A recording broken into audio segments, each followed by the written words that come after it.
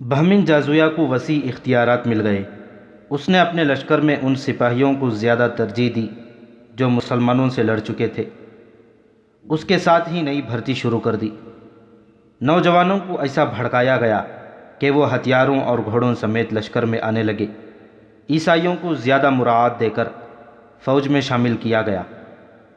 عیسائی قبیلوں کے سرداروں کو مدائن بلایا گیا اور انہیں بتایا گیا کہ خالد اپنے لشکر کو عراق سے نکال لے گیا ہے اور جو مسلمان فوج پیچھے رہ گئی ہے اسے یہیں ختم کرنا ہے اور زندہ بچ رہنے والے مسلمانوں کو صحرا میں بھٹک بھٹک کر مرنے کے لیے چھوڑ دینا ہے۔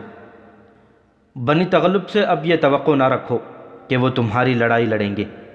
عیسائی قبیلے بنی تغلب کے ایک سالار نے فارس کے سالاروں سے کہا، ہم ایک بار پھر وہ دھوکہ نہیں کھانا چاہتے جو ایک بار کھا چکے ہیں۔ عین التمر سے مہران بن بہرام اپنی ساری فوج لے کر بھاگ نہ آتا تو مسلمان وہیں ختم ہو جاتے۔ ہم اپنی لڑائی لڑیں گے۔ ہمیں مسلمانوں سے اپنے سردار عقا بن ابی عقا کے خون کا انتقام لینا ہے۔ ہم تمہاری مدد اور تمہارے ساتھ کے بغیر مسلمانوں کو شکست دے سکتے ہیں۔ کیا تم اپنی لڑائی الگ لڑو گے؟ بہمن جازویہ نے پوچھا۔ کیا ایسا نہیں ہوگا کہ مسلمان ہم دونوں کو الگ الگ شکست دیں گے؟ لڑیں گے تمہارے دوش بدوش ہی، بنی تغلب کے سردار نے کہا۔ میری عقل میرے قابو میں ہے، ہمارا دشمن مشترک ہے۔ ہم تمہارے ساتھ ہوں گے لیکن تم پر بھروسہ نہیں کریں گے۔ ہمیں خالد کا سر چاہیے۔ خالد یہاں نہیں ہے، مہران بن بہرام نے کہا۔ وہ جا چکا ہے، جہاں کہیں بھی ہے، عیسائی سردار نے کہا۔ زندہ تو ہے۔ ہم پہلے اس کے ان دستوں کو ختم کریں گے جو یہاں ہیں، پھر ہم خالد بن ولید کے پیچھے جائیں گے۔ وہ خود آ جائے گا، وہ دستوں کی مدد کو ضرور آئے گا، لیکن یہاں موت اس کی منتظر ہوگی۔ یہ مسلمان جاسوس مدائن میں عیسائی بن کر شاہی استبل میں نوکری کرتا رہا تھا، اس لیے وہ عیسائیوں میں گھل مل گیا تھا۔ اس نے سالار زبرقان بن بدر کو بتایا کہ آتش پرستوں کی نسبت عیسائی قبیلے خالد رضی اللہ تعالیٰ عنہ کے زیادہ دشمن بنے ہوئے ہیں، یہاں تک کہ انہوں نے فارس کے سالاروں سے کہا کہ وہ پیچھے رہیں۔ مسلمانوں پر پہلا وار عیسائی قبیلے بنی تغلب نمر اور ایاد کریں گے۔ سالار زبرقان بن بدر نے مدائن کی یہ رپورٹ سنی اور اسی وقت 2 قاصد بلائے۔ انہیں کہا کہ 2 بہترین گھوڑے لیں اور اڑتے ہوئے دومت الجندل پہنچیں۔ زبرقان نے انہیں خالد رضی اللہ تعالیٰ عنہ کے نام زبانی پیغام دیا اور سالار اعلیٰ ابن ولید سے یہ بھی کہنا کہ جب تک انبار میں آخری مسلمان کی سانسیں چل رہی ہوں گی دشمن شہر کے اندر نہیں آ سکے گا۔ زبرقان بن بدر نے قاصدوں سے کہا، تو آ جائے گا تو ہمیں سہولت ہو جائے گی، نہیں آ سکو گے تو وہ اللہ ہمارے ساتھ ہے جس کے رسول صلی اللہ علیہ وسلم کا پیغام ہم اپنے سینوں میں لیے یہاں تک آئے ہیں۔ اور ابن ولید سے کہنا کہ دومت الجندل کی صورتحال تجھے آنے دیتی ہے تو آ، اور تو اگر وہاں مشکل میں پھنسا ہوا ہے تو ہمیں اللہ کے سپرد کر، ہم اسی طرح لڑیں گے جس طرح تیری شمشیر کے سائے تلے لڑتے رہے ہیں۔ ان قاصدوں کو روانہ کر کے سالار زبرقان نے چند ایک اور قاصدوں کو بلایا اور ہر ایک کو اس کی منزل بتائی۔ ان قاصدوں کو ان شہروں میں جانا اور وہاں کے سالاروں کو بتانا تھا کہ خالد رضی اللہ تعالیٰ عنہ کی غیر حاضری سے آتش پرستوں نے کیا تاثر لیا ہے اور وہ حملے کی تیاری کر رہے ہیں۔ پیغام میں زبرقان نے یہ بھی کہا کہ اس نے دومت الجندل کو قاصد بھیج دیا ہے، اگر وہاں سے مدد نہ آئی تو ہم ایک دوسرے کی مدد کو پہنچنے کی کوشش کریں گے۔ مسلمانوں کے لیے بڑی خطرناک صورتحال پیدا ہو گئی تھی۔ دشمن کے مقابلے میں نفری پہلے سے ہی تھوڑی تھی، وہ بھی بکھری ہوئی تھی۔ اس صورت میں کہ دشمن بیک وقت تمام ان شہروں کو جن پر مسلمانوں کا قبضہ تھا محاصرے میں لے لیتا تو مسلمان ایک دوسرے کی مدد کو نہیں پہنچ سکتے تھے۔ دونوں طرف بے پناہ سرگرمی شروع ہو گئی۔ عیسائی قبیلوں کے سرداروں نے بستی بستی جا کر لوگوں کو اکٹھا کرنا شروع کر دیا۔ وہ ان چھوٹے چھوٹے قبیلوں کو اپنے ساتھ ملا رہے تھے جو عیسائی نہیں تھے، وہ بت پرست تھے۔ عیسائیوں کی جوان لڑکیاں بھی غیر مسلم بستیوں میں چلی گئیں۔ وہ عورتوں کو مسلمانوں کے خلاف بھڑکاتی تھیں کہ وہ اپنے مردوں کو، جوان بھائیوں اور بیٹوں کو باہر نکالیں۔ ورنہ تمام جوان لڑکیوں کو مسلمان اپنے ساتھ لے جا کر لونڈیاں بنا لیں گے۔ ایسے نعرے بھی ان لڑکیوں نے لگائے، ہم مسلمانوں کی لونڈیاں بننے جا رہی ہیں۔ اور دوسرا نعرہ جو بستی بستی لگ رہا تھا وہ یہ تھا، اپنے مقتولوں کے انتقام کا وقت آ گیا ہے، باہر آؤ، انتقام لو۔ ادھر مدائن میں فارس کے لشکر کی تعداد بڑی تیزی سے بڑھتی جا رہی تھی۔ اب لشکر میں شامل ہونے والوں میں زیادہ تعداد نوجوانوں کی تھی جو جوش سے پھٹے جا رہے تھے۔ انہیں میدان جنگ میں لڑنے کی تربیت دی جا رہی تھی۔ گھوڑ سواری، تیر اندازی، تیغ زنی اور نیزہ بازی تو وہ جانتے تھے، ان میں انہیں مزید طاقت دیا جا رہا تھا۔ بہمن جازویہ تو جیسے پاگل ہوا جا رہا تھا، وہ خود لشکر کی ترتیب اور مشقوں کی نگرانی کرتا تھا۔ اس کے ساتھی سالار اسے کہتے تھے کہ حملہ جلدی ہونا چاہیے، لیکن وہ نہیں مانتا تھا۔ کہتا تھا کہ خالد واپس نہیں آئے گا، اگر اسے واپس آنا ہی ہوا تو لشکر کے ساتھ اس وقت یہاں پہنچے گا جب عراق کی زمین پر کھڑا ہونے کے لیے اسے ایک بالشت بھی زمین نہیں ملے گی۔ مسلمان جن شہروں پر قابض تھے وہاں کی سرگرمی اپنی نوعیت کی تھی۔ ہر شہر میں مسلمانوں کی تعداد بہت تھوڑی تھی۔ انہوں نے کم تعداد سے قلعوں کے دفاع کی مشقیں شروع کر دی تھیں۔ لاکھوں کے حساب سے تیر اور پھینکنے والے برچھے تیار ہو رہے تھے۔ سالاروں نے مجاہدین کا ایک ایک چھاپا مار جیش تیار کر لیا تھا۔ انہیں زیادہ وقت قلعوں کے باہر گزارنا اور عام راستوں سے دور رہنا تھا۔ ان کا کام یہ تھا کہ دشمن شہر کا محاصرہ کر لے تو عقب سے ان پر ضرب لگاؤ اور بھاگو کے اصول پر چھاپے اور شبخون مارتے رہیں۔ خالد رضی اللہ تعالیٰ عنہ کی غیر حاضری میں سالار عاصم بن عمرو کے بھائی قعقاع بن عمرو مفتوحہ علاقوں میں مختلف شہروں میں مقیم دستوں کے سالار تھے۔ ان کا ہیڈ کوارٹر ہیرا میں تھا۔ ان کی ذمہ داری صرف ہیرا کے دفاع تک محدود نہیں تھی، عراق کے تمام تر مفتوحہ علاقے کا دفاع ان کی ذمہ داری میں تھا۔ اس نے اس علاقے میں بکھرے ہوئے تمام سالاروں کو ہدایت بھیج دی تھی۔ اس نے سب کو زور دے کر کہا تھا کہ دومت الجندل سے خالد رضی اللہ تعالیٰ عنہ اور اپنے لشکر کے انتظار میں نہ بیٹھے رہیں، اپنے اللہ پر بھروسہ رکھیں اور یہ سمجھ کر لڑنے کی تیاری کر لیں کہ ان کی مدد کو کوئی نہیں آئے گا۔ قعقاع نے ایک کارروائی یہ کی، خالد رضی اللہ تعالیٰ عنہ نے جو دستے دریائے فرات کے پار خیمہ زن کیے تھے ان میں سے زیادہ تر نفری کو ہیرا میں بلا لیا تاکہ اس شہر کے دفاع کو مضبوط کیا جا سکے۔ قعقاع کا اپنا جاسوسی کا نظام تھا۔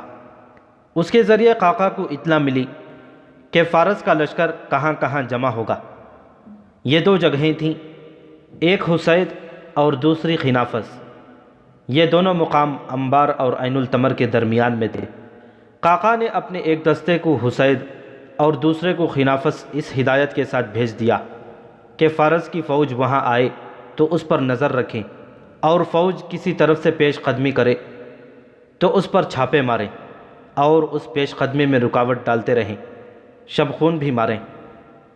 یہ دونوں دستے جب ان مقامات پر پہنچے تو دونوں جگہوں پر فارس کے ہراول کے دستے آئے ہوئے تھے۔ وہ جو خیمے گاڑ رہے تھے ان سے پتہ چلتا تھا کہ یہ خیمے کسی بہت بڑے لشکر کے لیے گاڑے جا رہے ہیں۔ مسلمان دستوں نے ان کے سامنے اسی انداز سے خیمے گاڑنے شروع کر دیے جیسے وہ بھی بہت بڑے لشکر کا ہراول ہوں۔ ادھر یہ تیاریاں ہو رہی تھیں، مجاہدین اسلام کو خس و خاشاک کی مانند اڑا لے جانے کے لیے بڑا ہی تند طوفان اٹھ رہا تھا۔ ادھر سالار زبرقان بن بدر کے روانہ کیے ہوئے دونوں قاصد دومت الجندل خالد رضی اللہ تعالیٰ عنہ کے پاس پہنچ گئے۔ انہوں نے 350 میل فاصلہ صرف 5 دنوں میں طے کیا تھا۔ خالد رضی اللہ تعالیٰ عنہ جب دومت الجندل گئے تھے تو انہوں نے 300 میل فاصلہ 10 دنوں میں طے کیا تھا۔ اب دو قاصدوں نے 350 میل سے زیادہ صحرائی اور دشوار مسافت 5 دنوں میں طے کی۔ بھوک اور پیاس سے ان کی زبانیں باہر نکلی ہوئی تھیں، ان کے چہروں پر باریک ریت کی تہ جم گئی تھی، ان کی زبانیں اکڑ گئی تھیں۔ انہوں نے پھر بھی بولنے کی کوشش کی۔ تم پر اللہ کی رحمت ہو، خالد رضی اللہ تعالیٰ عنہ نے کہا۔ خشک جسموں سے تم کیسے بول سکو گے؟ انہیں کھلایا پلایا گیا تو وہ بولنے کے قابل ہوئے۔ سالار اعلیٰ کو انبار کے سالار زبرقان بن بدر کا سلام پہنچے۔ ایک قاصد نے کہا۔ وعلیکم السلام۔ خالد رضی اللہ تعالیٰ عنہ نے پوچھا، اور وہ پیغام کیا ہے جو لائے ہو؟ مدائن میں بہت بڑا لشکر تیار ہو رہا ہے، قاصد نے کہا، اور ایک لشکر عیسائی قبیلوں کا تیار ہو رہا ہے۔ وہ کہتے ہیں کہ ابن ولید ان کے علاقے سے چلا گیا ہے، اور وہ تھوڑے سے جو دستے چھوڑ گیا ہے انہیں ایک ہی حملے میں ختم کر کے اپنے علاقے واپس لیں گے۔ دونوں قاصدوں نے خالد رضی اللہ تعالیٰ عنہ کو تمام تر تفصیل سنائی اور کہا کہ خالد رضی اللہ تعالیٰ عنہ کو دومت الجندل کے حالات اجازت نہ دیں تو نہ آئیں۔ دستے جو فارس کی شہنشاہی کے علاقے میں ہیں وہ اسی طرح لڑیں گے جس طرح حضرت خالد کی قیادت میں لڑے تھے۔ حضرت خالد دومت الجندل پر قبضہ مکمل کر چکے تھے۔ انہوں نے وہاں کا انتظام ایک نائب سالار کے حوالے کیا اور فوری طور پر کوچ کا حکم دے دیا۔ خدا کی قسم، مورخوں کے مطابق خالد رضی اللہ تعالیٰ عنہ نے ان الفاظ میں قسم کھائی، بنی تغلب پر اس طرح جھپٹوں گا کہ پھر کبھی وہ اسلام کے خلاف اٹھنے کے قابل نہ رہیں گے۔ مورخوں نے لکھا ہے کہ خالد رضی اللہ تعالیٰ عنہ نے مجاہدین سے کہا، اتنی تیز چلو کہ صحرا کی ہوائیں پیچھے رہ جائیں، پیادے گھوڑوں سے آگے نکل جائے۔ یہ ایک امتحان ہے جو بڑا ہی سخت ہے۔ یہ ایک دوڑ تھی آتش پرستوں اور حق پرستوں کی۔ آتش پرستوں کو اپنے ہی علاقے میں پہنچنا تھا اور یہ مسافت کچھ بھی نہیں تھی۔ حق پرست بڑی دور سے چلے تھے، ان کے سامنے سینکڑوں میلوں کی مسافت ہی نہیں تھی۔ بڑا ظالم صحرا تھا، میل ہا میل کی وسعت میں صحرائی ٹیلے اور باقی سب ریت کا سمندر تھا۔ سب سے بڑا مسئلہ پانی کا اور اس سے بھی بڑا مسئلہ رفتار کا تھا جو کم نہیں کی جا سکتی تھی۔ ناممکن کو ممکن کر دکھانا تھا۔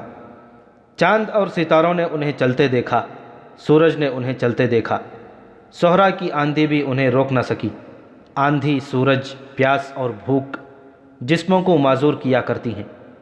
وہ جو تپتے صحراؤں میں پیاس سے مر جاتے ہیں وہ جسم ہوتے ہیں، اور وہ جو خالد رضی اللہ تعالیٰ عنہ کی قیادت میں دومت الجندل سے چلے تھے وہ اپنے جسموں سے دست بردار ہو گئے۔ ان کی قوت ارادی کا اور قوت ایمانی کا کرشمہ یہ تھا کہ انہوں نے جسمانی ضروریات سے نگاہیں پھیر لیں اور روحانی قوتوں کو بیدار کر لیا تھا۔ ان کی زبان پر اللہ کا نام تھا، دلوں میں ایمان اور یقین محکم تھا۔ اپنی ہی آواز ان پر وجد طاری کر رہی تھی۔ جنگی ترانے گانے والے لشکر کے وسط میں اونٹوں پر سوار تھے، ان کی آوازیں آگے بھی اور پیچھے بھی جاتی تھیں۔ لشکر کے قدم دفوں اور نفیریوں کی تال پر اٹھتے تھے اور یہ تال بڑی تیز تھی۔ کچھ فاصلے طے کر کے ترانے اور دف خاموش ہو جاتے اور تمام لشکر کلمہ طیبہ کا ورد بلند آواز میں شروع کر دیتا۔ ہزارہا حق پرستوں کی آواز ایک ہو جاتی، پھر یہ آواز ایک گونج بن جاتی اور یوں لگتا جیسے صحرا اور صحرائی ٹیلوں پر وجد طاری ہو گیا ہو۔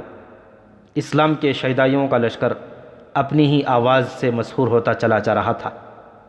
بہمن جازویہ نے اپنے تیار کیے ہوئے لشکر کو آخری بار دیکھا اور وہ اسے دو حصوں میں تقسیم کر کے ایک حصے کو حسیت کی طرف اور دوسرے کو خنافس کی طرف روانہ کر دیا۔ اب اس نے کمان نئے سالاروں کو دی تھی۔ حسیت والے حصے کا سالار زوربا تھا اور خنافس والے حصے کا زرمہر۔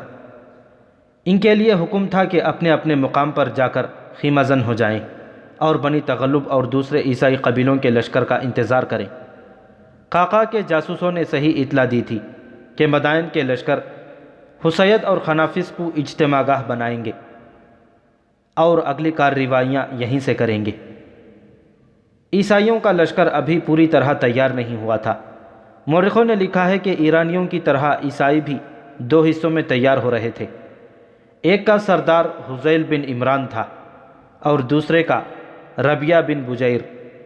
یہ لشکر حسیت اور خنافس سے کچھ دور دو مقامات سنا اور زمیل پر جمع ہو رہے تھے۔ مدائن کے لشکر کے دو حصوں اور عیسائیوں کے دو حصوں کو یکجا ہونا تھا۔ یہ بہت بڑی جنگی طاقت تھی۔ مسلمانوں کی تعداد ہر جنگ میں دشمن کے مقابلے میں بہت تھوڑی رہی ہے، لیکن اب مسلمان آٹے میں نمک کے برابر لگتے تھے۔ اسلام کے فدائیوں کا سامنا اتنے بڑے لشکر سے کبھی نہیں ہوا تھا۔ ان چاروں خیمہ گاہوں میں رات کو سپاہی اس طرح ناچتے اور گاتے تھے جیسے انہوں نے مسلمانوں کو بڑی بری شکست دے دی ہو۔ انہیں اپنی فتح صاف نظر آ رہی تھی، حالات ان کے حق میں تھے، نفری ان کی بے پناہ تھی، ہتھیار ان کے بہتر تھے، گھوڑوں کی تعداد بھی زیادہ تھی۔ انعام و اکرام جو انہیں پیش کیے گئے تھے پہلے کبھی نہیں کیے گئے تھے۔ مال غنیمت کے متعلق انہیں بتایا گیا تھا کہ سب ان کا ہوگا، ان سے کچھ نہیں لیا جائے گا۔ ان میں صرف ان پرانے سپاہیوں پر سنجیدگی سی چھائی ہوئی تھی جو مسلمانوں کے ہاتھ دیکھ چکے تھے۔ وہ جب کوئی سنجیدہ بات کرتے تھے تو نوجوان سپاہی ان کا مذاق اڑاتے تھے۔ ایسی ایک اور رات فارس کے لشکر نے گاتے بجاتے اور پیتے پلاتے گزار دی۔ صبح ابھی سورج نہیں نکلا تھا اور حسیت کی خیمہ گاہ میں مدائن کے لشکر کا ایک حصہ سویا ہوا تھا۔ انہیں جاگنے کی کوئی جلدی نہیں تھی۔ انہیں معلوم تھا کہ مسلمان قلعوں میں ہیں اور تعداد میں اتنے تھوڑے کہ وہ باہر آنے کی جرأت نہیں کریں گے۔ انہوں نے دیکھا تھا کہ ان سے کچھ دور مسلمانوں نے آ کر جو ڈیرے ڈالے تھے وہ واپس چلے گئے ہیں۔ مسلمان ایک شام پہلے وہاں سے آ گئے تھے۔ آتش پرستوں کی خیمہ گاہ کے سنتری جاگ رہے تھے، یا چند ایک وہ لوگ بیدار تھے جو گھوڑوں کے آگے چارہ ڈال رہے تھے۔ پہلے سنتریوں نے واویلا بپا کیا، پھر گھوڑوں کو چارہ وغیرہ ڈالنے والے چلانے لگے، ہوشیار، خبردار، مدینہ کی فوج آ گئی ہے۔ خیمہ گاہ میں ہڑبونگ مچ گئی۔ سپاہی ہتھیاروں کی طرف لپکے، سوار اپنے گھوڑوں کی طرف دوڑے، لیکن مسلمان صحرائی آندھی کی مانند آ رہے تھے۔ ان کی تعداد آتش پرستوں کے مقابلے میں بہت ہی تھوڑی تھی، لیکن یہ غیر متوقع تھا کہ وہ حملہ کریں گے۔ مسلمانوں کی تعداد صرف 5000 تھی۔ ان کا سالار قعقاع بن عمرو تھا۔ گزشتہ شام خالد رضی اللہ تعالیٰ عنہ اپنے لشکر سمیت پہنچ گئے تھے۔ انہوں نے آرام کرنے کے بجائے صورتحال معلوم کی۔ انہوں نے شام کو ان مختصر سے دستوں کو حسیت اور قنافذ سے واپس بلا لیا۔ اس سے آتش پرستوں کے حوصلے اور بڑھ گئے۔ وہ یہ سمجھے کہ مسلمان ان کے اتنے بڑے لشکر سے مغلوب ہو کر بھاگ گئے ہیں۔ خالد رضی اللہ تعالیٰ عنہ نے دوسرا اقدام یہ کیا کہ 5000 نفری ایک اور سالار ابو لیلہ کو دی اور اسے مدائن اس لشکر پر حملہ کرنے کو روانہ کیا جو قنافذ کے مقام پر خیمہ زن تھا۔ تم پر اللہ کی رحمت ہو میرے دوستوں، خالد رضی اللہ تعالیٰ عنہ نے ان دونوں سالاروں سے کہا، تم دونوں صبح طلوع ہوتے ہی بیک وقت اپنے اپنے ہدف پر حملہ کرو گے۔ قنافذ حسیت کی نسبت دور ہے۔ ابو لیلہ، تجھے تیز چلنا پڑے گا۔ کیا تم دونوں سمجھتے ہو کہ دونوں لشکروں پر ایک ہی وقت حملہ کیوں کرنا ہے؟ اس لیے کہ وہ ایک دوسرے کی مدد کو نہ جا سکیں۔ قعقاع بن عمرو نے جواب دیا، ابن ولید، تیری اس چال کو ہم ناکام نہیں ہونے دیں گے۔ فتح اور شکست اللہ کے اختیار میں ہے۔ خالد رضی اللہ تعالیٰ عنہ نے کہا، تمہارے ساتھ صرف 5,000 سوار اور پیادے ہیں۔ میں دشمن کی تعداد کو دیکھتا ہوں تو کہتا ہوں کہ یہ لڑائی نہیں ہوگی، یہ چھاپا ہوگا۔ اتنے بڑے لشکر پر اتنے کم آدمیوں کا حملہ چھاپا ہی ہوتا ہے۔ وقت بہت کم ہے میرے رفیقوں، جاؤ، میں تمہیں اللہ کے سپرد کرتا ہوں۔ حضرت خالد خود عین التمر میں اس خیال سے تیاری کی حالت میں رہے کہ عیسائی قبیلے جو سینا اور زمیل میں اکٹھے ہو رہے ہیں وہ فارس کے لشکر کے ساتھ جا ملنے کو چلیں تو انہیں وہیں الجھا لیا جائے۔ مورخوں نے لکھا ہے کہ یہ خالد رضی اللہ تعالیٰ عنہ کی جنگی ذہانت کا کمال تھا کہ انہوں نے دشمن کی اس صورتحال سے فائدہ اٹھانے کی کوشش کی کہ اس کا لشکر ابھی 4 حصوں میں بٹا ہوا 4 مختلف مقامات پر تھا۔ ان 4 حصوں کو یکجا ہونا تھا۔ خالد رضی اللہ تعالیٰ عنہ نے ایسی چال چلی کہ چاروں حصے الگ الگ رہیں اور ایک دوسرے کی مدد کو نہ پہنچ سکیں اور ہر ایک کو الگ الگ شکست دی جائے۔ یورپی مورخوں نے لکھا ہے کہ خالد رضی اللہ تعالیٰ عنہ کا یہ حکم تھا، دشمن کو تباہ کر دو۔ ان مورخوں نے اس حکم کا مطلب یہ لیا ہے کہ جنگی قیدی اکٹھے نہ کیے جائیں، دشمن کا صفایا کر دو۔ خالد رضی اللہ تعالیٰ عنہ اتنے طاقتور دشمن کی طاقت کو ختم کرنا چاہتے تھے، لیکن دیکھنا یہ تھا کہ خالد رضی اللہ تعالیٰ عنہ اتنی تھوڑی اور تھکی ہوئی نفری سے اتنے طاقتور دشمن کو ختم کر سکتے تھے۔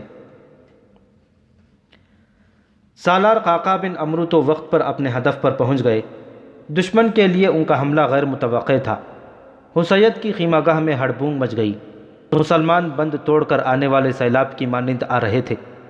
5000 نفری کو سیلاب نہیں کہا جا سکتا تھا، لیکن ان 5000 کی تندی اور تیزی سیلاب سے کم نہ تھی۔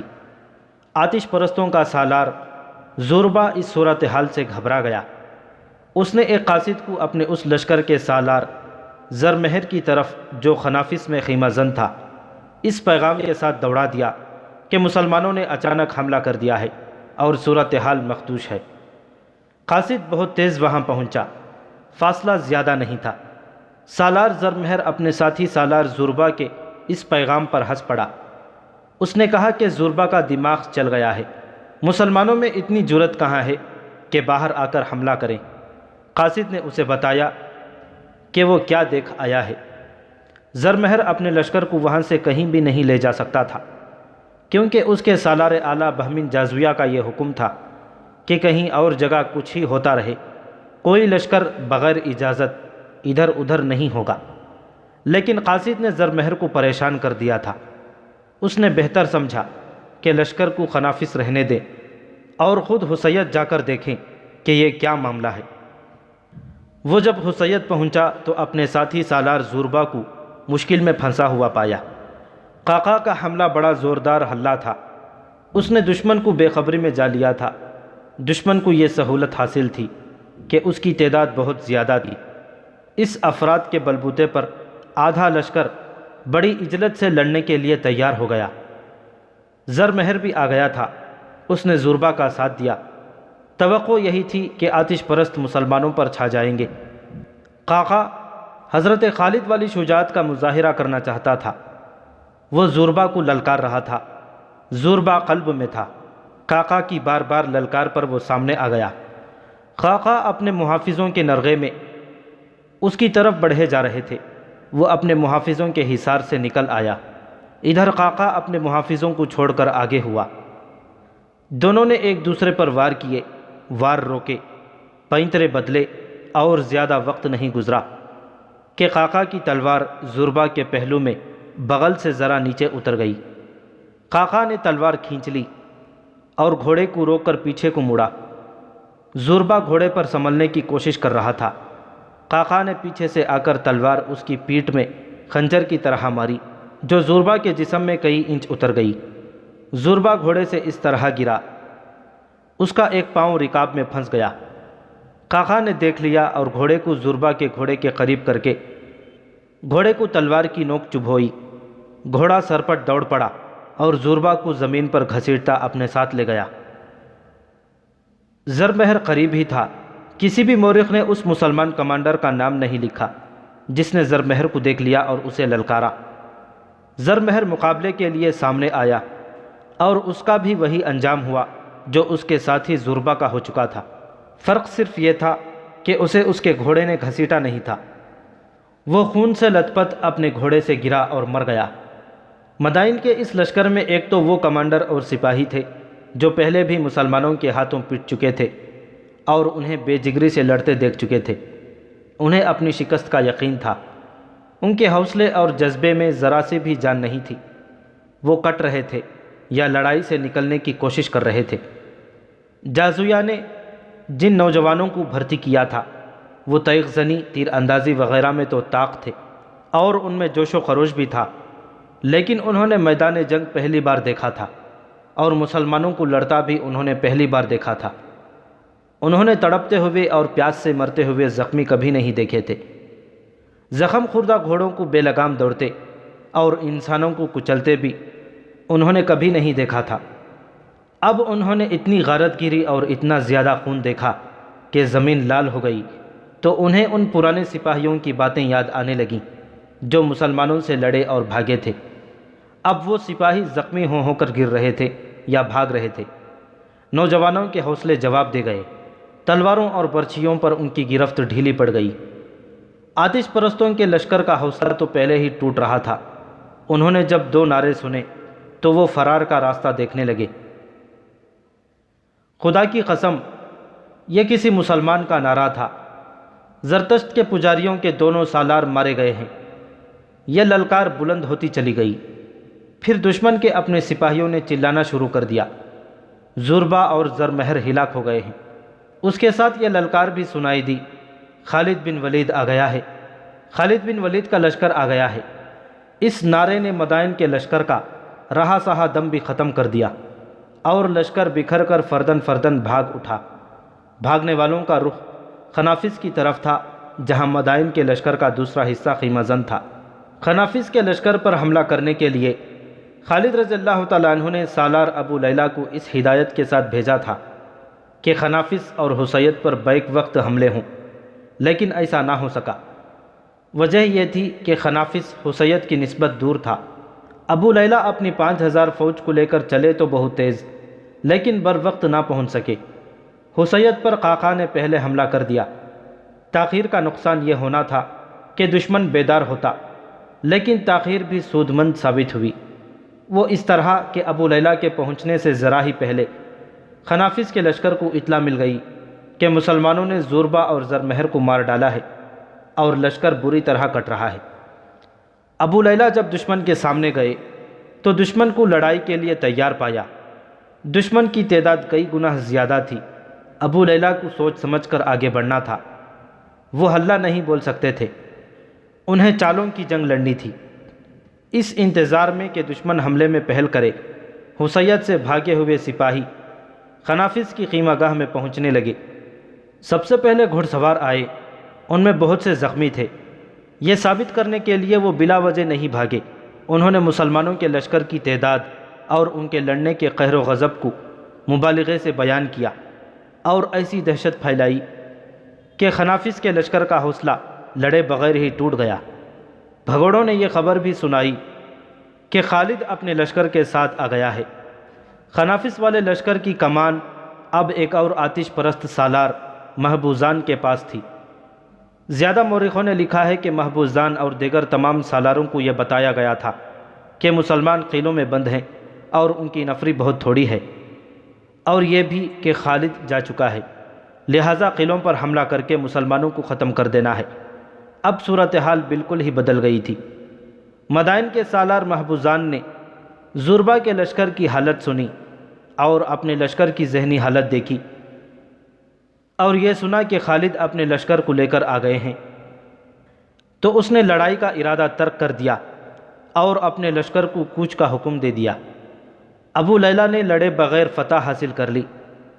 اس نے اپنے 1-2 آدمی محبوزان کے لشکر کے پیچھے بھیجے کہ وہ چھپتے چھپاتے جائیں اور دیکھیں کہ یہ لشکر کہاں جاتا ہے۔ خالد رضی اللہ تعالیٰ عنہ عین التمر میں تھے۔ انہیں پہلی اطلاع یہ ملی کہ حسیت کا لشکر بھاگ گیا ہے۔ بہت دیر بعد ابو لیلہ کا بھیجا ہوا قاصد خالد رضی اللہ تعالیٰ عنہ کے پاس پہنچا اور یہ خبر سنائی کہ خنافس والا لشکر بغیر لڑے پسپا ہو گیا ہے اور مضیح پہنچ کر عیسائیوں کے ساتھ جا ملا ہے۔ وہاں جو عیسائی قبیلوں کا لشکر جمع تھا، ان کی کمان حذیل بن عمران کے پاس تھی۔ اس طرح مضیح میں دشمن کا بہت بڑا لشکر جمع ہو گیا تھا۔ خالد رضی اللہ تعالیٰ عنہ سوچ میں پڑ گئے۔ وہ آتش پرستوں کے مرکزی مقام مدائن پر حملہ کر سکتے تھے۔ مدائن فارس کی جنگی طاقت کا دل تھا۔ خالد رضی اللہ تعالیٰ عنہ نے سوچا کہ وہ اس دل میں خنجر اتار سکتے ہیں یا نہیں۔ مشہور مورخ طبری لکھتا ہے کہ خالد رضی اللہ تعالیٰ عنہ مدائن پر حملہ کرتے تو فتح کا امکان تھا، لیکن ان پر عقب سے ایک لشکر حملہ کر سکتا تھا جو مضیح میں جمع ہو گیا تھا۔ خالد رضی اللہ تعالیٰ عنہ نے اپنے سالاروں سے مشورہ کیا تو اس نتیجے پر پہنچے کہ پہلے مضیح کے اجتماع گاہ کو ختم کیا جائے۔ یہ فیصلہ اور ارادہ کر لینا کہ اس لشکر کو ختم کیا جائے آسان تھا۔ عملاً اتنے بڑے لشکر کو اتنی تھوڑی نفری سے ختم کرنا کہاں تک ممکن تھا؟ یہ یقینی نہیں تھا، مگر خالد رضی اللہ تعالیٰ عنہ اسے یقینی بنانے پر تلے ہوئے تھے۔ وہ ناممکن کو ممکن کر دکھانے والے جرنیل تھے۔ انہوں نے ایسی اسکیم بنائی جسے آج کے جنگی مبصر بے مثال کہتے ہیں۔ میرے رفیقوں، خالد رضی اللہ تعالیٰ عنہ نے اپنے سالاروں، نائب سالاروں اور کمانڈروں کو بلا کر کہا، خدا کی قسم، تم نے جتنی کامیابیاں حاصل کی ہیں یہ انسانی سطح سے بالا تھیں۔ تم نے 5 گنا قوی دشمن کو اس سے بھی زیادہ نفری کو جس طرح کاٹا اور بھگایا ہے، یہ تمہاری مافوق الفطرت طاقت تھی، یہ ایمان کی قوت ہے، تمہیں اس کا اجر خدا دے گا۔ اب میں تمہیں ایک بڑے ہی کٹھن امتحان میں ڈال رہا ہوں۔ ابن ولید سالار قعقاع بن عمرو نے خالد رضی اللہ تعالیٰ عنہ کو ٹوک دیا، کیا اتنی باتوں کو ضروری سمجھتا ہے؟ رب کعبہ کی قسم، ہم اس اللہ کے حکم سے لڑ رہے ہیں جس نے تجھے ہمارا امیر بنایا ہے۔ حکم دے کہ ہم آگ میں کود جائیں، پھر ہمارے جسموں کو جلتا ہوا دیکھ۔ تجھ پر خدا کی رحمت ہو ابن عمرو۔ حضرت خالد نے کہا، میں نے یہ باتیں اس لیے ضروری سمجھی تھیں کہ میں تمہیں آگ میں کودنے کا حکم دینے والا ہوں۔ میں ڈرتا ہوں کہ کوئی مجاہد یہ نہ کہے کہ ولید کے بیٹے نے بڑا ظالم حکم دے دیا تھا۔ میرے رفیقوں، ہمیں جان کی بازی لگانی ہے۔ تمام مجاہدین سے کہو کہ تمہارے صبر اور استقلال کا ایک اور امتحان باقی ہے، اور اسے اللہ کا حکم سمجھنا۔ خالد رضی اللہ تعالیٰ عنہ نے اپنی جو اسکیم سب کو بتائی وہ یہ تھی کہ دشمن پر رات کے وقت 3 اطراف سے حملہ کرنا ہے، اور حملے کے مقام تک اتنی خاموشی سے پہنچنا ہے کہ دشمن کو خبر نہ ہونے پائے۔ خالد رضی اللہ تعالیٰ عنہ نے اپنی تمام فوج کو 3 حصوں میں تقسیم کیا۔ ہر حصے میں تقریباً 5000 سوار اور پیادے تھے۔ یہ تینوں حصے ایک جگہ نہیں بلکہ ایک دوسرے سے دور مختلف جگہوں پر تھے، حسید، خنافس اور عین التمر۔ ان سب کو اپنے اپنے مقام سے مقررہ راستوں سے مزیح تک پہنچنا تھا۔ خالد رضی اللہ تعالیٰ عنہ نے حملے کی رات بھی مقرر کر دی تھی اور مقام بھی، جو مزیح میں دشمن کی اجتماع گاہ سے کچھ دور تھا۔ تینوں حصوں کو رات کے وقت اس مقام پر پہنچنا تھا۔ مزیح میں دشمن کا جو لشکر خیمہ زن تھا، اس کی تعداد کے متعلق مورخوں میں اختلاف پایا جاتا ہے۔ یہ کہا جا سکتا ہے کہ دشمن کی تعداد 60 اور 70 ہزار کے درمیان تھی۔ اس پر حملہ کرنے والے مجاہدین کی تعداد 15,000 تھی۔ اس قسم کی اسکیم کو پایہ تکمیل تک پہنچانا ناممکن کی حد تک مشکل تھا۔ 5-5 ہزار کے لشکر کے لیے سفر کے دوران خاموشی برقرار رکھنا آسان کام نہیں تھا، لیکن بڑی سختی سے خاموشی برقرار رکھنی تھی۔ دوسری مشکل خالد رضی اللہ تعالیٰ عنہ کے لیے تھی۔ وہ خود عین التمر میں تھے، جہاں ان کی فوج کا صرف ایک حصہ تھا۔ دوسرے 2 حصوں کو حسید اور خنافس سے چلنا تھا۔ انہیں قاصدوں کے ذریعے اپنے رابطے رکھنا تھا تاکہ حملے والے مقام پر بروقت پہنچ سکیں۔ جو رات مقرر کی گئی تھی وہ نومبر 633 عیسوی کے پہلے شعبان 12 ہجری کے چوتھے ہفتے کی ایک رات تھی۔ خالد رضی اللہ تعالیٰ عنہ کے لیے مجاہدین کے تینوں حصے اپنے اپنے مقام سے چل پڑے۔ گھوڑوں کے منہ باندھ دیے گئے تھے۔ تینوں حصوں نے یہ انتظام کیا تھا کہ چند ایک آدمی لشکر کے آگے اور دائیں بائیں جا رہے تھے۔ ان کا کام یہ تھا کہ کوئی بھی آدمی راستے میں مل جائے اسے پکڑ لیں تاکہ وہ دشمن تک خبر نہ پہنچا سکیں۔ دشمن کے بیدار ہو جانے کی صورت میں مجاہدین کی کامیابی مخدوش ہو جاتی اور دشمن گھات بھی لگا سکتا تھا۔ رات کے چلے ہوئے اسی رات نہیں پہنچ سکتے تھے۔ دن کو لشکر کو چھپا کر رکھا گیا۔ دیکھ بھال والے آدمی دور دور پھیلے رہے۔ خالد رضی اللہ تعالیٰ عنہ نے اپنے جاسوس دشمن کی اجتماع گاہ مزی تک بھیج رکھے تھے۔ وہ دشمن کے متعلق اطلاعیں دے رہے تھے۔ ان کی آخری اطلاع یہ تھی کہ دشمن نے ابھی تک کوئی ایسی حرکت نہیں کی جس سے پتہ چلے کہ وہ کسی طرف حملے کے لیے کوچ کرنے والا ہے۔ مورخ لکھتے ہیں کہ دشمن کے سالار اپنے سالار اعلیٰ بہمن جازویہ کے اگلے حکم کا انتظار کر رہے تھے۔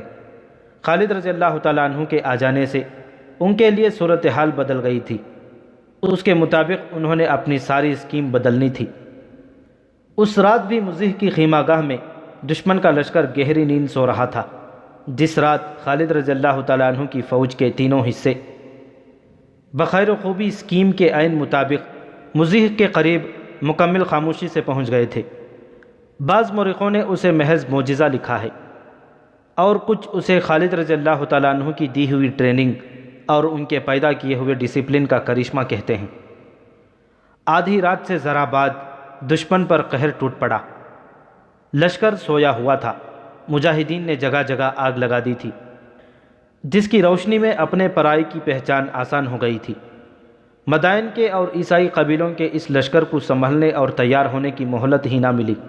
مسلمان نعرے لگا رہے تھے۔ زخمیوں کی چیخ و پکار اس دہشت میں اضافہ کر رہی تھی جو دشمن کے لشکر پر طاری ہو گئی تھی۔ مدینہ کے مجاہدوں، خالد رضی اللہ تعالیٰ عنہ کے حکم سے یہ للکار بڑی بلند تھی، کسی کو زندہ نہ رہنے دو، ولا جاہ کی طرح دشمن کا صفایا کر دو۔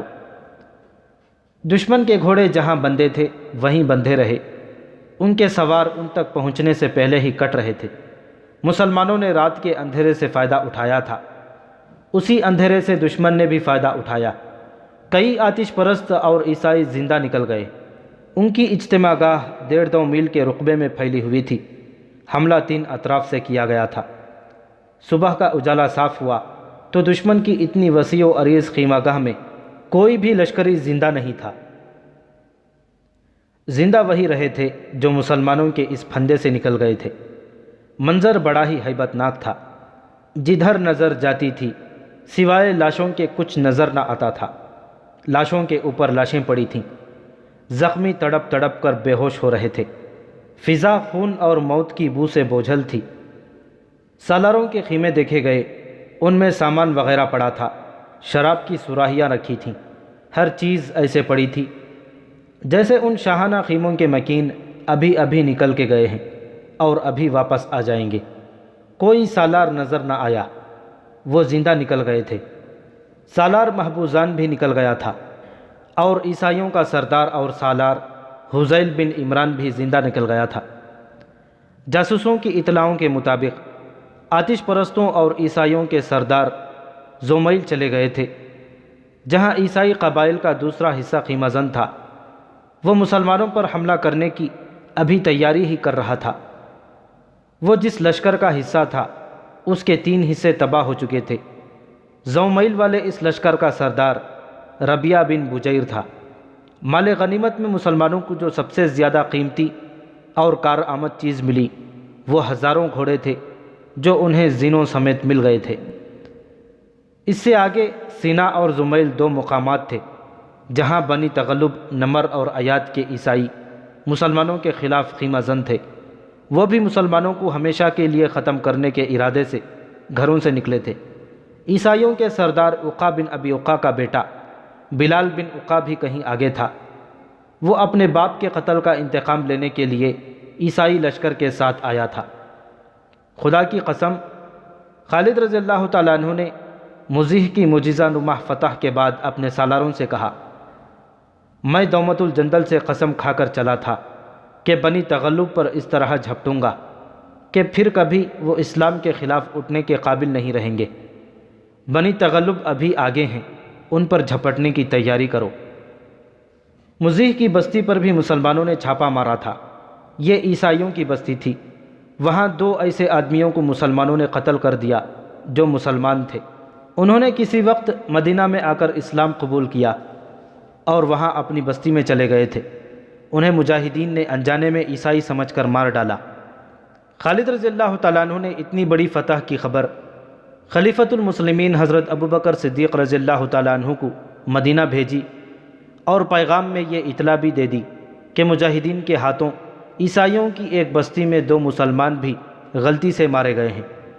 خلیفۃ المسلمین نے فتح کی خبر کے ساتھ ان 2 مسلمانوں کے قتل کی خبر بھی سب کو سنا دی۔ خالد کو اس کی سزا ملنی چاہیے۔ عمر رضی اللہ تعالیٰ عنہ نے کہا، مسلمان کا خون معاف نہیں کیا جا سکتا۔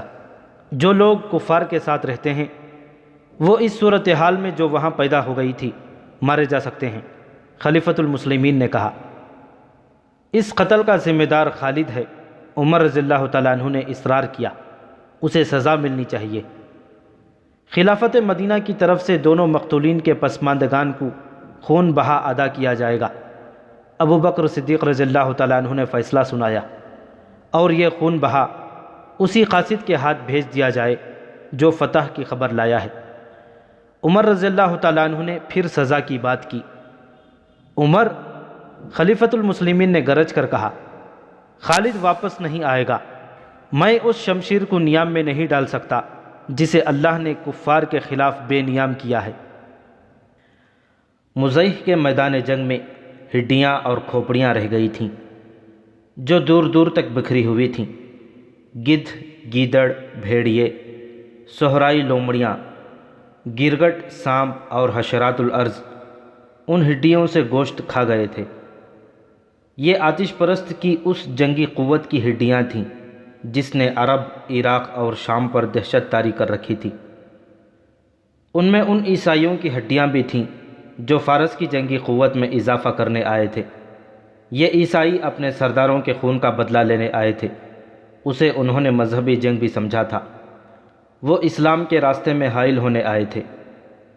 ان ہڈیوں میں ان ہاتھوں کی ہڈیاں بھی تھیں جنہوں نے حق پرستوں کو کاٹنے کے لیے نیاموں سے تلواریں نکالی تھیں۔ ان ہاتھوں میں برچھیاں بھی تھیں۔ ان ہاتھوں میں گھوڑوں کی باگیں بھی تھیں۔ وہ اس خوش فہمی میں مبتلا ہو کر آئے تھے کہ ارض و سما کی طاقت انہی کے ہاتھوں میں ہے، اور وہ سمجھتے تھے کہ وہ جب گھوڑوں پر سوار ہوتے ہیں تو ان کے نیچے زمین کانپتی ہے، مگر اب وہ زمین جو کبھی کسی انسان اور اس گھوڑے کے بوجھ اور خوف سے نہیں کانپی، ان کے نیچے سے نکل گئی تھی، اور زمین نے ان کے مردہ جسموں کو قبول کرنے سے انکار کر دیا تھا۔ زمین تو حق پرستوں کے بوجھ اور رعب سے بھی نہیں کانپتی تھی۔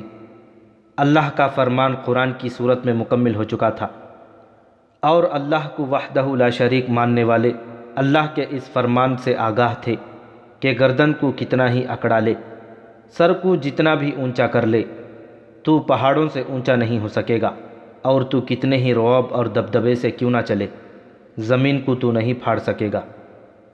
حق پرستوں کو اللہ کا یہ وعدہ بھی یاد تھا کہ تم میں 10 ایمان والے ہوئے تو 100 کفار پر غالب آئیں گے۔ یہ ایمان کی ہی قوت تھی کہ 10 ایمان والے 100 پر اور 20 200 پر غالب آ گئے تھے۔ سالار اعلیٰ ابن ولید کہے نہ کہے، کیا تم خود نہیں جانتے؟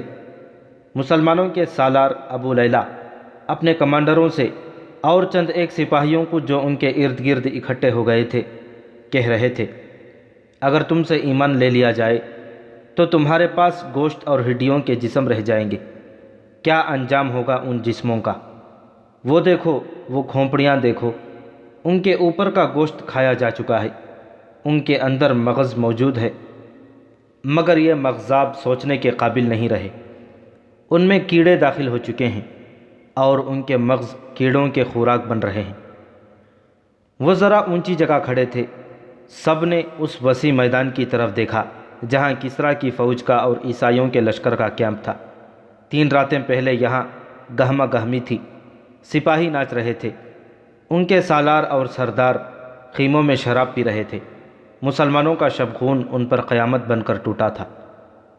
اور اب دیکھو، سالار قعقاع بن عمرو اپنے ماتحتوں اور سپاہیوں سے کہہ رہے تھے، یہ ان کا انجام ہے جنہوں نے اللہ کو نہ مانا، محمد صلی اللہ علیہ وسلم کو اللہ کا رسول نہ مانا۔ انہوں نے اپنے خدا بنائے ہوئے تھے، ان کے سردار خداؤں کے ایلچی بنے ہوئے تھے۔ فارس کے بادشاہ اللہ کے بندوں کو اپنے بندے سمجھتے تھے۔ سالار اعلیٰ ابن ولید نے کہا ہے کہ مجاہدین کو بتاؤ کہ تمہیں اللہ دیکھ رہا ہے، اور وہی ہے اجر دینے والا، اور اسی نے تمہارے جسموں میں اپنی طاقت بھر دی ہے کہ آرام کا ایک پل نہیں ملتا۔ تمہارے جسم لڑ رہے ہوتے ہیں یا کوچ کر رہے ہوتے ہیں، اور اگلے روز اگلی لڑائی کے لیے تیار ہوتے ہیں۔ یہ طاقت جسمانی نہیں، یہ روح کی طاقت ہے، اور روح کو ایمان تقویت دیتا ہے۔ سالار اعلیٰ نے کہا ہے، سب سے کہہ دو کہ تم زمین کی ملکیت پر لڑنے نہیں آئے، تم کفر پر غالب آنے کے لیے لڑ رہے ہو۔ سالار زبرقان اپنے دستوں کے کمانڈر سے کہہ رہے تھے۔ ابن ولید نے کہا ہے کہ ان جسموں کو ایمان سے اور پاک عزم سے خالی کر دو تو ابھی گر پڑو گے، اور جسم روحوں سے خالی ہو جائیں گے۔ جسم تو 2 لڑائیاں لڑ کر ہی ختم ہو گئے تھے، اب تمہاری روحیں لڑ رہی ہیں۔ سالار عدی رضی اللہ تعالیٰ عنہ بن حاتم بھی اپنے دستوں کو سالار اعلیٰ خالد رضی اللہ تعالیٰ عنہ کا یہی پیغام دے رہے تھے۔ سالار عاصم بن عمرو نے بھی، جو سالار قعقاع بن عمرو کے بڑے بھائی تھے، اپنے مجاہدین کے ساتھ یہی باتیں کر رہے تھے۔ خالد رضی اللہ تعالیٰ عنہ نے اپنے تمام سالاروں سے کہا تھا کہ مجاہدین کے جسم لڑنے کے قابل نہیں رہے، اور یہ عزم کی پختگی کا کرشمہ ہے کہ شل اور چور جسموں سے بھی ہر میدان میں یہ تازہ دم ہو جاتے ہیں۔ خالد رضی اللہ تعالیٰ عنہ نے سالاروں سے کہا تھا کہ ان کے حوصلے اور جذبے کو قائم رکھنا بہت ضروری ہے، دشمن کے پاؤں اکھڑے ہوئے ہیں۔ حضرت خالد نے کہا تھا، اسے سنبھلنے کی مہلت مل گئی تو یہ ہمارے لیے خطرہ ثابت ہو سکتی ہے، اور میرے رفیقوں، جس طرح اللہ ہمیں فتح پر فتح عطا کرتا چلا جا رہا ہے، یہ فتوحات بھی خطرناک ثابت ہو سکتی ہیں۔ ہمارا لشکر یہ نہ سمجھ لے کہ ہمیں شکست ہو ہی نہیں سکتی۔ انہیں بتاؤ کہ انہیں دشمن پر ہر میدان میں غالب کرنے والا صرف اللہ ہے، اس کی ذات باری کو دل سے نہ نکالیں اور تکبر سے بچیں۔ مدینہ کے مجاہدین کا حوصلہ تو بھاگتے دشمن کو میدان جنگ میں ان کے زخمیوں کو تڑپتا اور لاشوں کو سرد ہوتا دیکھ کر تر و تازہ ہو جاتا تھا، لیکن وہ آخر انسان تھے اور انسان کوتاہی کا مرتکب بھی ہو سکتا ہے، اپنا سر تکبر اور غرور سے اونچا بھی کر سکتا ہے۔ حضرت خالد اس خطرے کو محسوس کر رہے تھے۔ انہوں نے کفار پر اپنی دہشت طاری کر کے انہیں نفسیاتی لحاظ سے بہت کمزور کر دیا تھا، لیکن ان مورخوں کے مطابق جو جنگی امور کو سمجھتے تھے، حضرت خالد کو یہ خطرہ نظر آ رہا تھا کہ ان کی سپاہ اس مقام تک نہ پہنچ جائے کہ جہاں یکے بعد دیگرے کئی فتوحات کے بعد دشمن کے دباؤ سے تھوڑا سا بھی پیچھے ہٹنا پڑے تو سپاہ بالکل ہی پسپا ہو جائے۔ اس خطرے نے انہیں پریشان سا کر دیا تھا۔ انہوں نے یہ سوچا ہی نہیں کہ اپنے لشکر کو آرام کے لیے کچھ دن دے دیں۔ وہ ایسی جنگی چالیں سوچ رہے تھے جن سے دشمن کو بے خبری میں دبوچا جا سکے۔ ایک چال خالد رضی اللہ تعالیٰ عنہ مزیح میں آزما چکے تھے، یہ کامیاب رہی تھی۔ یہ تھا شب خون۔ پورے لشکر نے دشمن کی خیمہ گاہ پر حملہ کر دیا تھا، لیکن ضروری نہیں تھا کہ یہ چال ہر بار کامیاب ہوتی، کیونکہ پورے لشکر کو خاموشی سے دشمن کی خیمہ گاہ تک پہنچانا آسان کام نہیں تھا۔ اس وقت دشمن کا لشکر دو مقامات پر جمع تھا، ایک زومیل تھا اور دوسرا سنہ۔ انہی دو مقامات کے متعلق اطلاع ملی تھی کہ آتش پرستوں اور عیسائیوں کے لشکر جمع ہیں۔ اب حسیت کا بھاگا ہوا لشکر بھی وہیں جا پہنچا تھا، اور مزیح سے دشمن کی جو نفری بچ نکلی تھی وہ بھی انہی دو مقامات پر چلی گئی تھی۔ اس شکست خوردہ نفری نے سنہ اور زومیل میں جا کر دہشت پھیلا دی۔ وہاں سردار اور سالار بھی تھے، انہیں بہت مشکل پیش آئی۔ جذبے کے لحاظ سے لشکر لڑنے کے قابل نہیں تھا، جسمانی لحاظ سے لشکر تازہ دم تھا۔ سنہ میں ان کی عورتیں بھی تھیں اور بچے بھی تھے۔ عورتوں نے مردوں کو بزدلی اور بے غیرتی کے طعنے دیے اور انہیں لڑنے کے لیے تیار کیا۔ ان دو مقامات پر جنگ کی تیاریوں کا منظر جنگ جیسا ہی تھا۔ سوار اور پیادے تیغ زنی کی مشق صبح سے شام تک کرنے لگے۔ سوار دستوں کو حملہ کرنے اور حملہ روکنے کی مشقیں کرائی جانے لگیں۔ اس وقت تک کسریٰ کے سالار اور ان کے اتحادی عیسائیوں کے سردار خالد رضی اللہ تعالیٰ عنہ کی جنگی چالیں سمجھ چکے تھے، لیکن چالیں سمجھنے سے کیا ہوتا ہے؟ عیسائیوں کے ایک قبیلے کا سردار ربیعہ بن بجیر کہہ رہا تھا، دل کو ذرا مضبوط رکھیں تو ان تھوڑے سے مسلمانوں کو کچلنا کوئی مشکل نہیں۔ اس کے پاس عیسائیوں کے بڑے سردار عقا بن ابی عقا کا بیٹا بلال بن عقا بیٹھا ہوا تھا۔ عقا بن ابی عقا سرداروں میں سرکردہ سردار تھا۔ اس نے للکار کر کہا تھا کہ وہ خالد کا سر کاٹ کر لائے گا، مگر عین التمر کے معرکے میں وہ پکڑا گیا۔ اس سے پہلے خالد رضی اللہ تعالیٰ عنہ نے قسم کھائی تھی کہ وہ عقا کو زندہ پکڑیں گے۔ خالد رضی اللہ تعالیٰ عنہ کی قسم پوری ہو گئی اور انہوں نے عقا کا سر اپنی تلوار سے کاٹا تھا۔ بلال عقا کا جوان بیٹا تھا جو اپنے باپ کے خون کا بدلہ لینے آیا تھا۔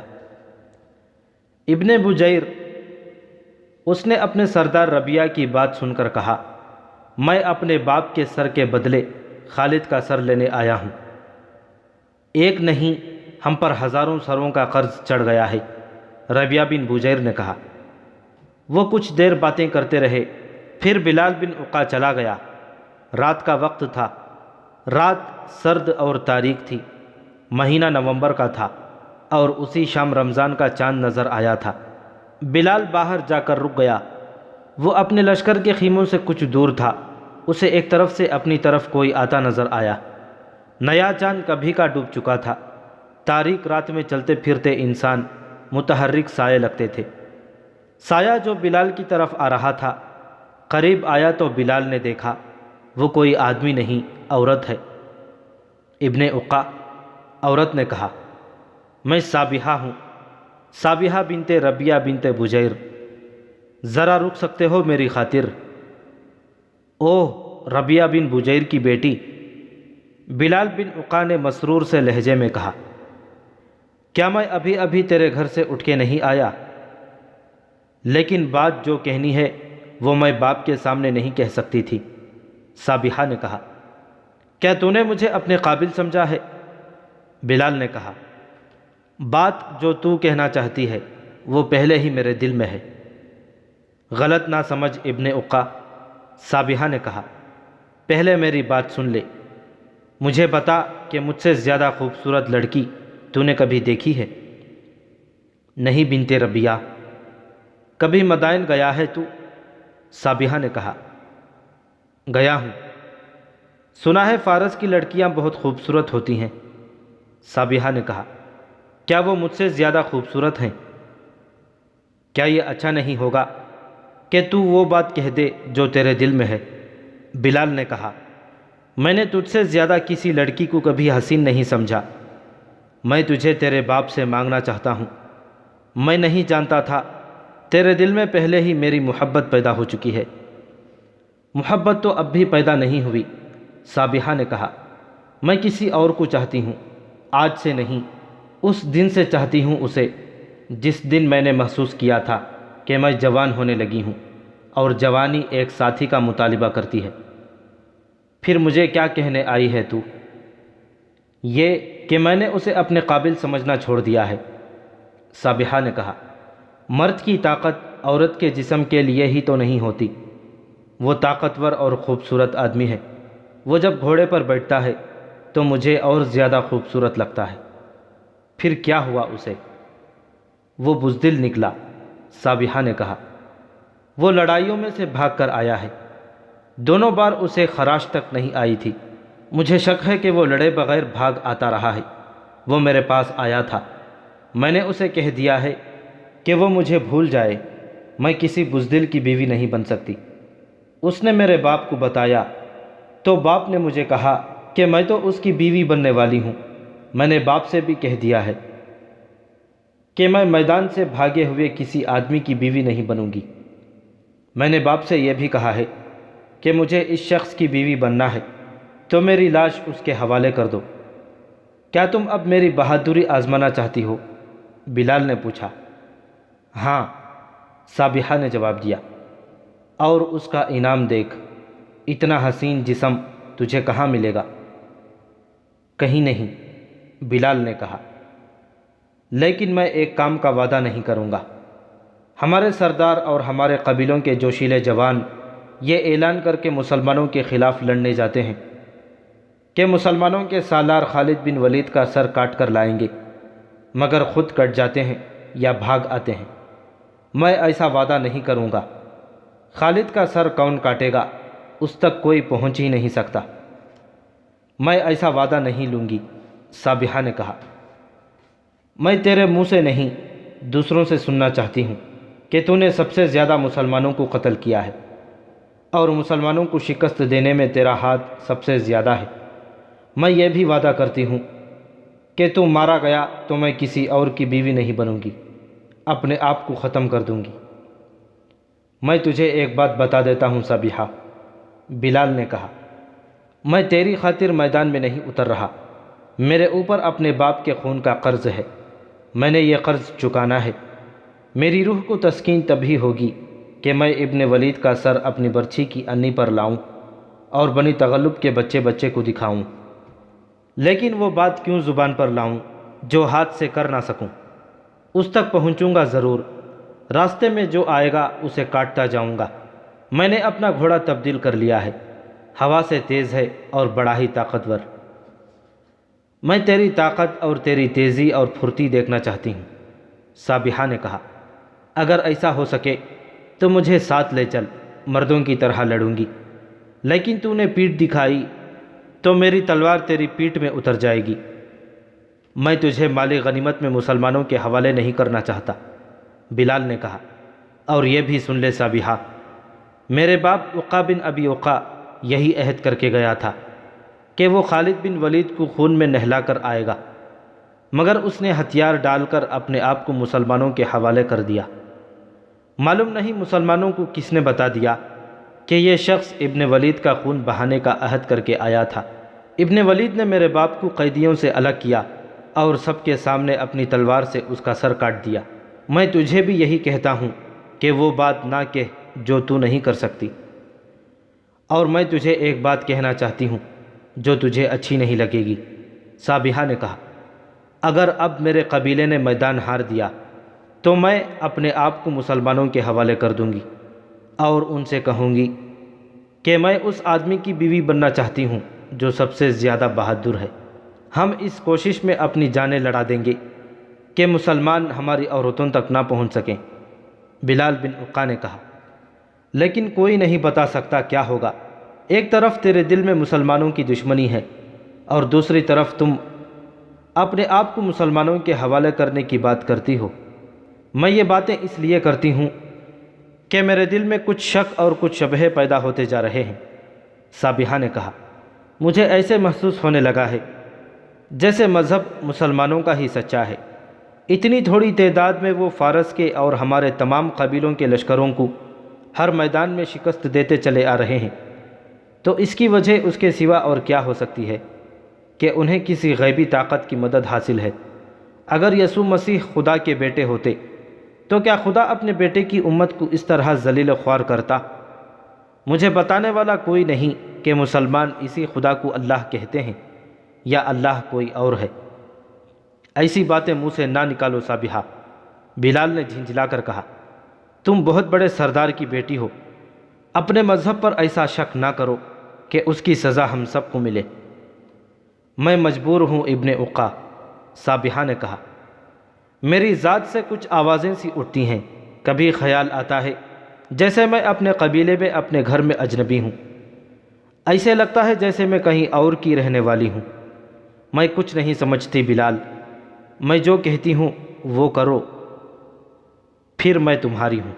ایسا ہی ہوگا صابحہ، بلال نے اس کے دونوں ہاتھ اپنے ہاتھوں میں لے کر کہا، میں اگر زندہ واپس آیا تو فاتح ہو کر آؤں گا، اگر مارا گیا تو واپس آنے والوں سے پوچھ لینا کہ میں نے مرنے سے پہلے کتنے مسلمانوں کو قتل کیا ہے۔ بلال سنہ کی رات کی تاریکی میں غائب ہو گیا۔